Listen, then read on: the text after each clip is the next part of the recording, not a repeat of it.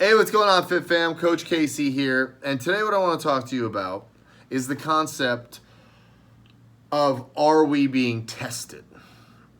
I personally believe everything in life is a test.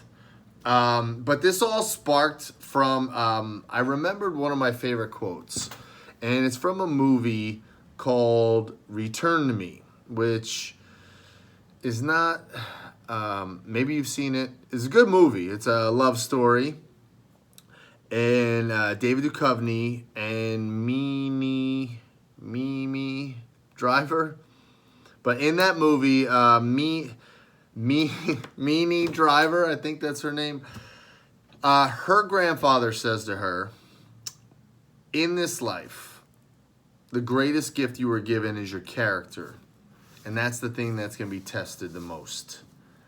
And I feel like this is a very fitting quote for everything we're going through right now. Even if we weren't going through this this coronavirus, it's a great quote nonetheless. And like I said, I believe everything is a test. I believe if a lady in front of you drops a $5 bill, I believe that's a test. I believe you doing what you said you were going to do, I believe that's a test. I believe if there's a meeting at noon, that's a test. Like everything is a test. So my question is, how are we doing? And so I think for a lot of people, we don't give this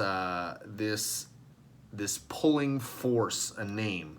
You know, like we all have goals and we all have aspirations, but a lot of times we never see those things through.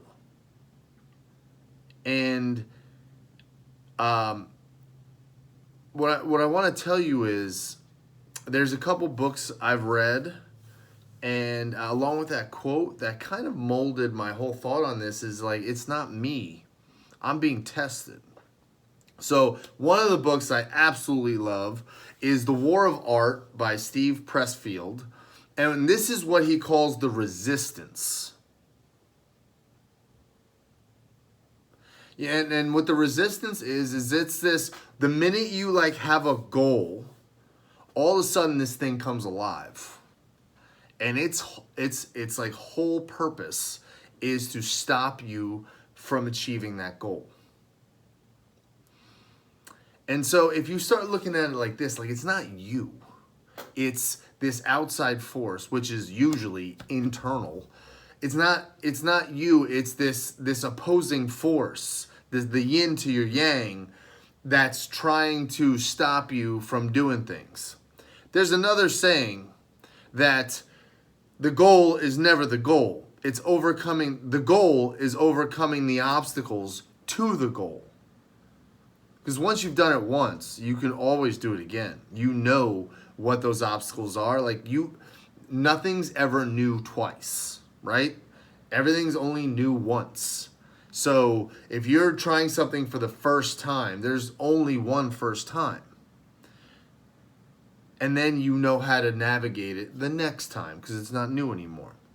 So going back to Steve Pressfield's idea of the resistance, I love it because it allows you to realize you're in a battle. And so when the alarm goes off and I don't want to get up, I'm like, I think the resistance. And now, if you're spiritual, and Napoleon Hill has an amazing book called Outwitting the Devil. And in this book, the devil talks about drifting. The devil's whole goal is to keep you from being the person you should be, the person God wanted you to be.